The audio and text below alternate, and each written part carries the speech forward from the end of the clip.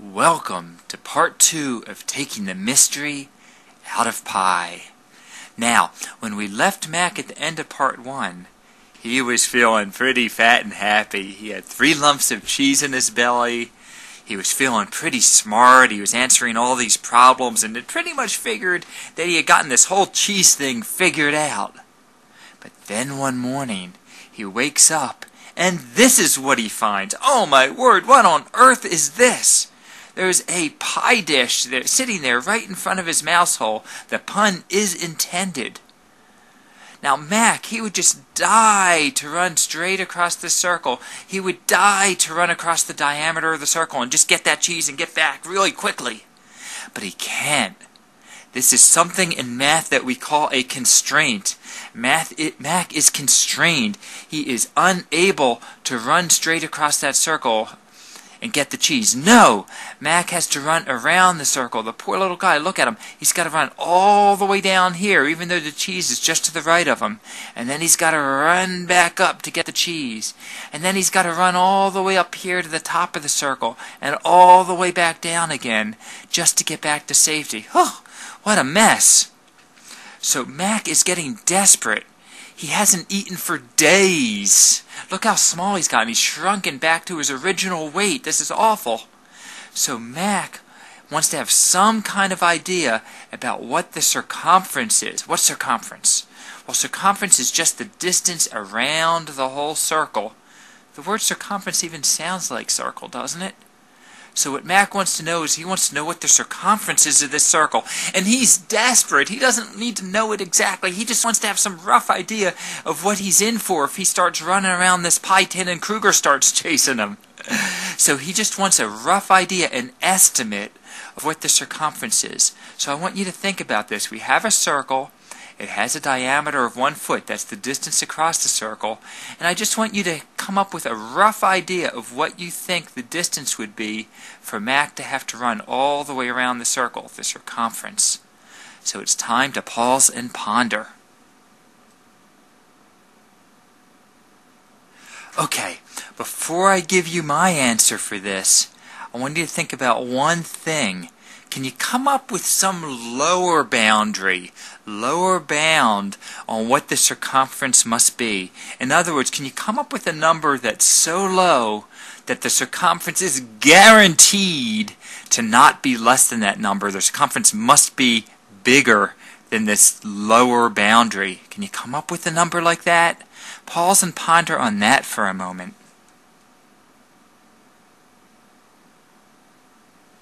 Okay, this was a hard question, and it's possible you might not even have understood what I meant by lower boundary. So let me just get into it here with you. Now remember I said that Mac would die to run across the diameter, right?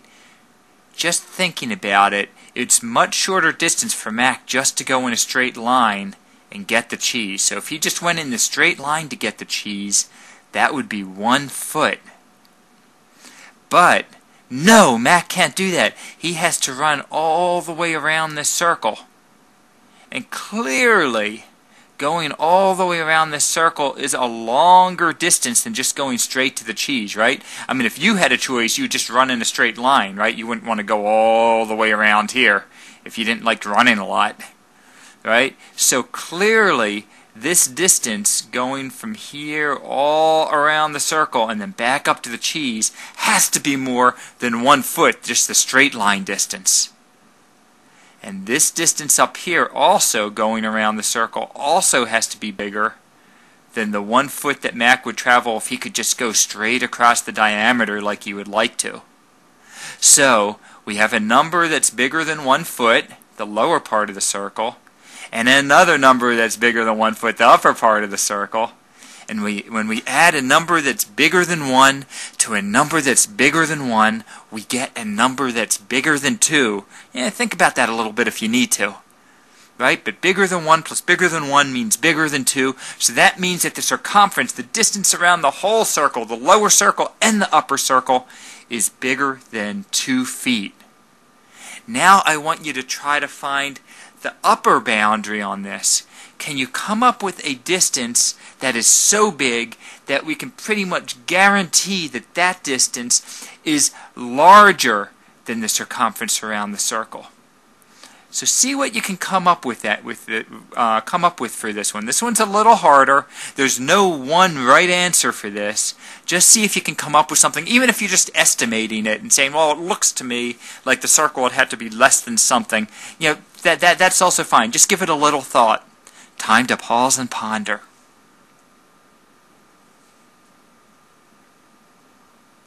Okay, I want to emphasize here that there are many possible right answers to my last question. And what I'm going to do is I'm going to share with you a way that I use to figure out a possible upper bound for the circumference of the circle. So what I'm going to do is I'm going to redraw the circle. I'm going to make it look larger, but it's still the same circle as before. The diameter that Mac would just die to run across, the diameter is still 1 foot. And the trick that I'm going to use is that I'm going to circumscribe a square about the circle. Circumscribe, it's a big word. What I'm basically doing is I'm drawing a square, the smallest possible square, that is completely outside of the circle. It just grazes the edge of the circle on the 4 sides. But other than that, it's completely outside of the circle. Okay, so what I want you to do is I want you to estimate, not to estimate, I want you to actually determine what the distance is around this red square. I want you to figure out what the perimeter is. That's the distance around the red square. Perimeter is the distance around a square, and circumference is the distance around a circle. So it's time to pause and ponder.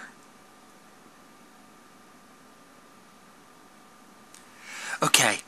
Just in case you weren't able to figure it out, let me give you one more hint. The distance across the circle here, the diameter, is exactly the same as this distance down here, this lower distance, this lower length across the square. Does that help you? Are you able to tell me what the perimeter of the red square box is now? Pause and ponder. Okay, hopefully you noticed that each side of the square has to have the same length as the bottom side of the square. So that would mean that our total distance would be 1 plus 1 plus 1 plus 1. 1 foot for each side of the square. Or you could say it's 1 times 4. 1 foot 4 times, or 4 feet. Now the next question is, what does this clue, what does this 4 foot distance, what kind of clue does that tell us about what the circumference is, what the distance is around the pie dish? So I want you to pause and ponder on that for a moment. Okay, well let's look at 1/4 of this at a time. Let's consider running along the circle from here down to the lower part. And let's compare that with running along the square from here down to the lower part. Now, if you were lazy or if you wanted to avoid Kruger, which one would you rather do? Would you rather hug the circle and stay really close to the circle, or would you rather go all the way out here and then all the way back over here? Which one would you rather do? I'm hoping that you see that this distance along the red square is a longer distance. You're going way out here just to get all the way back here. It's not nearly as direct and smooth as just going along this circular line. So what I'm trying to show you is that this distance along the square is bigger than this distance here along the circle. Okay? And the same thing is true here. This distance here along the square is bigger than this distance here along the circle. Ditto for up here, for this part. And then the same thing for this last quarter of the circle and the last quarter of the square. So if each quarter of the square is bigger than each quarter of the circle, then that means that the whole square is bigger than the whole circle. Think about that a little bit if you need to. But if each quarter of the square is bigger than each quarter of the circle, the whole square is bigger than the whole circle. So what that tells us is that the whole square, which we already figured out is 4 feet, is bigger, it has to be bigger, than the circumference, than the distance around the circle. So that's what that's telling us, is that the circumference is less than the 4-foot distance of going around the square, because we know going around the square is bigger than going around the circle. Okay, I think I said that enough, hopefully. Okay, and we also know from before that the circumference is bigger than 2 feet, right? It's bigger than just going straight across, back and forth across the diameter. Now, there's a really neat way of writing this very, very concisely, and a really neat way of writing this in math. Let me show you how we do that. First of all, we start by saying that the circumference is bigger than 2 feet, okay? But then, without even going to a separate line, on the same exact line, we can add that the circumference is less than 4 feet. Right? So it looks really nice, right? The circumference is in between 2 feet and 4 feet. Spend a minute and study that if you need to kind of convince yourself how this works. But we have that the circumference is bigger than 2 and less than 4 feet. So what do we want to give as our estimate now for the circumference? Mac's still looking for an estimate. So what we're going to do here is we're going to split the difference, and we're going to say the circumference is roughly equal to 3 feet. Now you may be wondering what these squiggly lines are. You know, what are these? Okay, this is the way I like to think about it. Mathematicians are usually pretty sure of themselves, right? I mean, they should be. They're thinking about math all the time, and they're usually right. And usually, when they write their equal signs, they write them with nice, solid, straight lines. But sometimes mathematicians don't know exactly what something's equal to. And the way I kind of picture it is that when they do that, they're a little bit nervous about what they're saying, and instead of writing nice, straight, solid equal lines, they're handshaking a little bit, and you get these little squiggly signs. So these little squiggly signs mean that kind of the way I think of it, the mathematician's a little nervous, she's nervous about it, and they mean approximately equal to, roughly equal to, maybe equal to, but, you know, probably not. We're not totally sure. Okay, so that's what those squiggly lines mean. So what we're saying here is we're saying the circumference is roughly equal to the diameter, which is the 1 foot, times 3, or to 3 feet, right? Because we're kind of splitting the difference here between the 2 feet and 4 feet. So Mac is now ready for his next challenge, and you guessed it. He now has a circle that has a diameter of 2 feet. And he desperately wants to know how far he's got to go. What is his new circumference going to be equal to? And again, he's desperate. He's still pretty hungry. He's just got that little lump of cheese in his belly, and he's just looking for an approximate answer. Squiggly lines. He's looking for an approximate answer here. So based on what we did for the first case here, where we came up with the circumference, and based on what we did when Mac was just running back and forth in straight lines, think about that too. Can you come up with a good estimate for what Mac's new circumference is? This is a very serious pause and ponder. I really want you to hit the pause button and think about this. This is where the real learning happens. So pause and ponder. Okay, the thing that I notice here is that the diameter is doubling from 1 foot to 1 times 2 or to 2 feet. Do you remember what happens when one of the distances double? That's right. All of the related distances also double. So in this case, our circumference is going to double from being about 3 feet to being about, you guessed it, 6 feet. If you were able to get this on your own, congratulations. This was a tough problem, and to get it, you had to put a number of concepts together. Alright, now the other observation that I would like to make here, it's a little less obvious than when Mac's going in straight lines, is that whenever we add 1 foot to the diameter, right, we're going from 1 foot here to 2 feet over here, then whenever we do that, we're going to add about 3 feet to the circumference. So we go from about 3 feet for the circumference to about 3 plus 3, or 6 feet for the circumference. So overall, our lengths are doubling from the first case, and when we add 1 foot to the diameter, we're adding about 3 feet to the circumference. And this is true because, maybe you guessed it, The diameter and the circumference are proportional to each other, and they go up together in a special way. In this case, the circumference is going up about 3 times faster than the diameter, so the proportionality constant is equal to about 3, and our formula now is, it's an approximation formula. Our formula is that the circumference is roughly equal to the diameter times this proportionality constant of 3. Okay, remember that rule that I was saying where you double one part of a shape and the overall perimeter of the shape also doubles? That rule doesn't just apply for straight lines and for circles. No, it applies for all kinds of shapes. If we double one part of a shape, and this isn't very important, we have to maintain the same basic shape, then the overall perimeter also doubles. Maybe a little confusing. Let me give you an example of this. Here we have a picture of Kruger on a good day, and his perimeter is equal to 5 inches. So that means that if I trace along the outside of his face here, his happy face, that I'm saying that this is a 5-inch distance going all the way around Kruger like this. Okay? Now what I'm going to do is I'm going to make a clone of Kruger. It's hard to say, a clone of Kruger. So I'm going to make a copy of him down here. And what I'm going to do is I'm going to double him. I'm going to stretch him from left to right, make him twice as wide as he was before. Here he goes. Look at him. He's getting fatter. And the question I have for you is, what is going to be the perimeter of the double-wide Kruger? Right? We know the perimeter of this guy is 5 inches. And we know that we're doubling all of our left to right distances, so the top of his head is just a left to right distance, so that has doubled. Whatever it is up here, it's twice as big down here.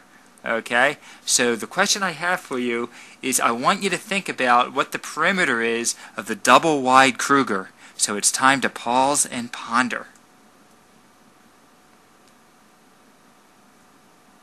Okay.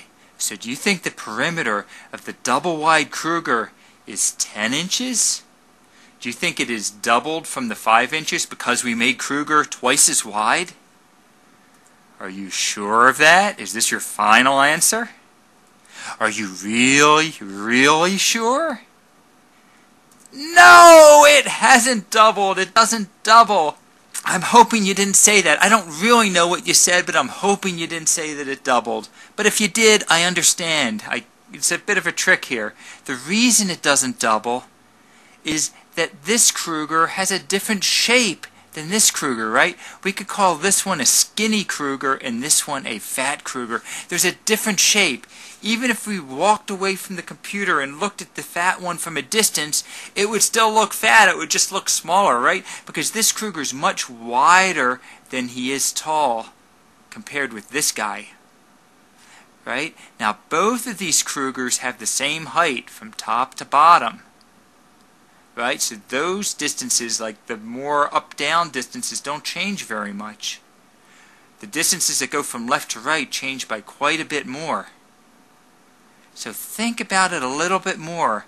Can you give me a range? And I'll tell you right now, we cannot get an exact number for this perimeter for the fat Kruger. But what we can do is we can come up with a range. Can you give me a lower bound that this perimeter must be bigger than? And can you give me an upper bound that this new fat Kruger's perimeter must be less than? Pause and ponder on that for a moment.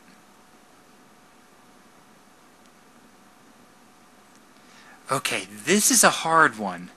And even after I explain it, don't worry too much if you don't completely understand what I'm saying here. I'm hoping you do, but it's a pretty tricky idea. Alright? So when I compare the little Kruger to the fat Kruger, the thing that I notice is that all the parts of the fat Kruger are at least as big, if not bigger, than all of the parts of the skinny Kruger. Right? So like this top part here is twice as big. Right? When you compare it to the skinny Kruger. This part here, which is pretty vertical, is maybe just a little bit bigger, but not too much bigger. So since all of the parts of this Kruger are at least as big, usually bigger, than the parts of this Kruger up here, we can say that the perimeter of the double-wide Kruger has to at least be bigger than 5 inches. It's got to be bigger than this guy because all the parts of this guy are bigger than or maybe equal to all the parts of this guy. Now on the other hand, the biggest one of these parts can be on the fat Kruger compared to the skinny Kruger is twice as big. They can't be more than twice as big, right? So this top of his head is twice as big, but then when you look at this thing, which is pretty much up down, you know, from top to, you know, just kind of going straight down almost, that's not twice as big, that's less than twice as big. So the perimeter also has to be less than, going the wrong direction, has to be less than twice the perimeter of the skinny Kruger. So we know that the perimeter of this double wide Kruger is somewhere between this guy's perimeter and double this guy's perimeter. So it's somewhere between 5 inches and 10 inches. So that still begs the question, well, what do we have to do to double Kruger's perimeter? What else do we have to do to make this shape the same basic shape, just bigger than this shape? So pause and ponder on that for a moment. Okay, remember the basic problem that we had before is that we stretched Kruger from left to right, and that gave him a different shape. It made him look fatter, and it didn't quite double the perimeter, right? Because not all of the distances doubled, right? Some of the distances stayed almost the same. So in order to double his perimeter and also to keep the same basic shape, what we need to do is we need to double the vertical. We need to double the height of Kruger also. If we double his width and we double his height, let's see what happens. So we're going to double his height now. There he goes. He's getting bigger and bigger and bigger. And now he's twice as high as before, and he's twice as wide as before. So the question I have for you is this bigger Kruger the same basic shape as the original Kruger? He's obviously bigger, but is it the same basic shape? If we were to back up from the computer far enough so that this shape looks small, would it kind of look like the same shape as this one does when you're looking at it up close? So pause and ponder on that for a moment. Yes! This new Kruger has the same basic shape as the previous Kruger because we doubled both the up and down and the left and right. So it's the same basic shape. So the next question is, what is the perimeter of this double wide and double tall Kruger, right? He's twice as wide and he's twice as tall as the previous Kruger. Is it 10 inches? Pause and ponder for a moment. Yes! The perimeter of the new Kruger is twice as big. It's 10 inches, which is double the 5 inches, because all the parts of this bigger Kruger are exactly twice as long as all the parts of the little Kruger. Like this line here, it's going over, it's going left and right twice as much, and it's going up and down twice as much. So this little line is doubling, just like all the other parts of Kruger are also doubling. And if all the parts double, then the whole perimeter doubles as well. Okay, hopefully you can see now that if you double one part of the figure, but keep the same overall shape, that the overall perimeter of the shape also doubles. Likewise, if you were to triple or quadruple one part of the figure and still keep the same overall shape, the overall perimeter will also triple or quadruple. It's a general concept. So now Mac is finding himself in an even dicier situation. He now has a circle with a diameter of 3 feet, and he just wants to know roughly, approximately, what is his circumference, what is his distance going to be around this circle. And I don't want you just to tell me that. I want you to try to compare this case with the first case, and I want you to compare this case with the second case. And again, don't blow through the pause and ponder here. I really want you to think about it. This is where the learning happens. This is where the mathematical magic happens. And again, Mac is just looking for a rough guess for his circumference. So this is a serious pause and ponder. Okay, hopefully you remembered that the circumference is always about 3 times larger than the diameter. So in this third case, the circumference is going to be roughly 3 times bigger than the diameter of 3, or roughly 3 times 3, or 9 feet. Now when I compare this with the first case, what I notice is that the diameter has tripled. It's tripled from 1 foot to 1 times 3, or 3 feet. Remember what happens when the diameter triples, or anything triples. All of the related distances also triple. So our circumference is also tripling from roughly 3 feet to roughly 3 times that amount, or 3 times 3, or 9 feet. Now when I compare this with the second case, the thing that I notice is that the one-way distance is increased by a foot, from 2 feet to 3 feet. And remember, every increase of 1 foot to the diameter means that Mac has to run about an extra 3 feet around the circle, an extra 3 feet of circumference. So our circumference is increasing from about 6 feet to about 6 plus 3, or about 9 feet. So overall, our length tripled. All of our lengths are tripled when we compare to the first case. And when we compare to the second case, we're adding 1 foot to the one-way distance, and that gives us an extra 3 feet added to the circumference. So congratulations, you've made it through the second part of this video series. And we're now ready to start talking about pi. To continue, select Taking the Mystery Out of Pi, Part 3 of 4, from the Math from the Gut video link.